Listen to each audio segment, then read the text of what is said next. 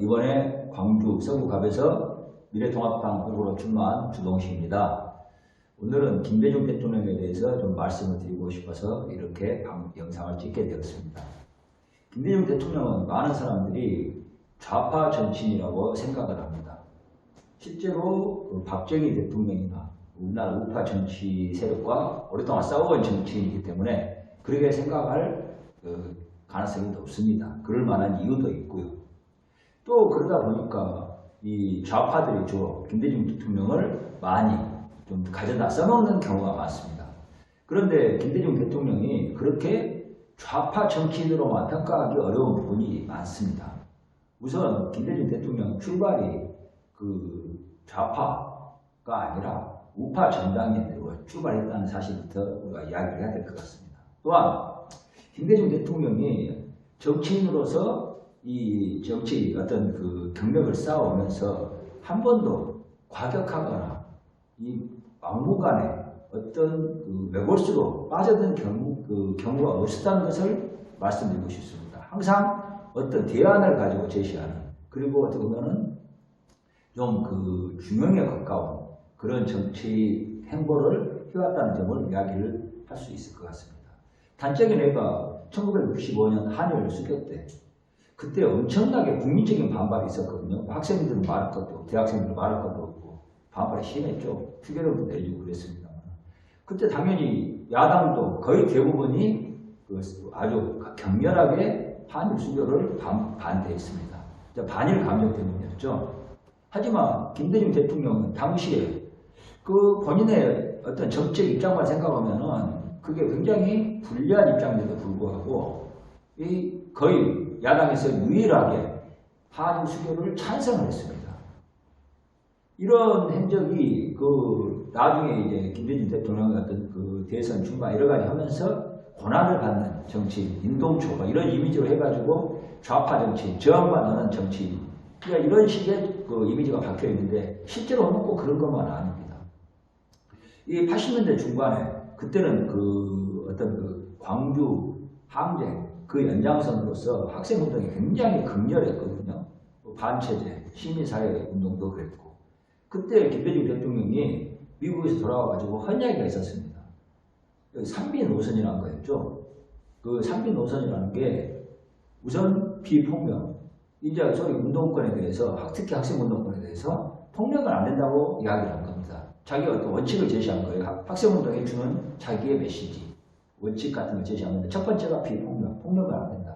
두 번째, 비반미, 반미보호는 안 된다 이야기를 한 겁니다.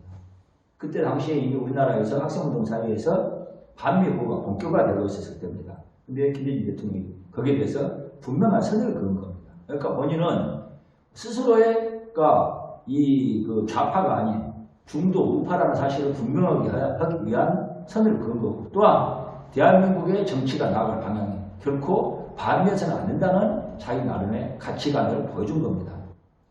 또 하나가 결정적입니다. 비용공, 공산주의 영락은 안 된다 하는 이야기를 했습니다. 이게 이제 소위 김대중의 삼비 노선인데 일반인들에게는 거의 알려져 있지 않습니다. 특히 좌파 같은 경우에는 김대중의 이 노선이 달갑지 않죠. 그러니까 일부러 김대중을 이용하면서도 김대중의 이런 노선에 대해서는 거의 입을 다물고 모르는 척합니다. 덮어버리죠. 김대중이 또 이제 어떤 다른 요소가 어떤 게 있냐면, 김대중이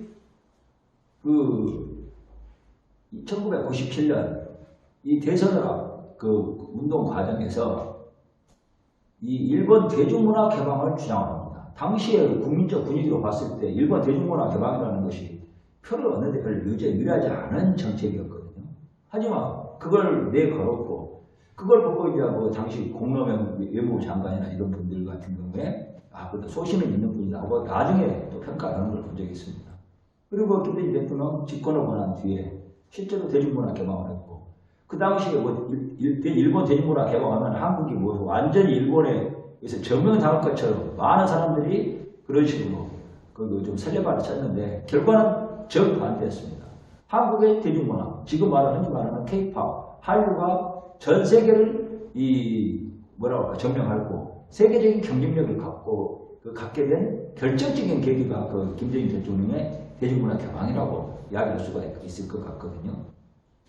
그 밖에도 김대중은 여러 가지, 당시 김대중 대통령, 김대중 집권기에 대한민국과 이 일본과의 한일 관계가 가장 우호적이고 좋았던 것을 예를 들 수가 있습니다. 이렇게 결코 이 좌파로만 평가할 수 없는 정치인에도 불구하고 우리나라 좌파들, 특히 친노, 친문이 굉장히 김대중 대통령을 악용하고 그러면서 마치 김대중이 노무현과 문재인을 장식해주는 마치 그런 장식품처럼 써먹는 경우가 많이 있습니다. 그래서 지금 특히 우리 호남 유권자들이 김대중에 대해서 지지하면 당연히 그게 문재인에 대한 지지로 이어지는 것처럼 그렇게 왜곡된 논리로 빠져있는 경우가 많은데 전혀 그렇지 않습니다. 실제로 노무현과 문재인, 김대중을 가장 악의적으로 왜곡하고 모욕한 정치인입니다. 지금 우리 호남 정치인들 총선을 앞두고 있는데 김대중을 생각한다면 사실 절대 친노, 친문을 선택할 수가 없다는 것. 오래전 우리 어르신들 김대중에 대해서 지지했고 동교동에 대해서 기억을 하고 있는 분들은 그 사실을 잘 알고 계실 겁니다. 이번에 총선에서 이 김대중을 악용하고 김대중을 모욕한 친노, 친문, 민주당 정치인은 단 한 명도 당선시켜서는 안 된다는 사실을 강조하고 싶습니다. 감사합니다.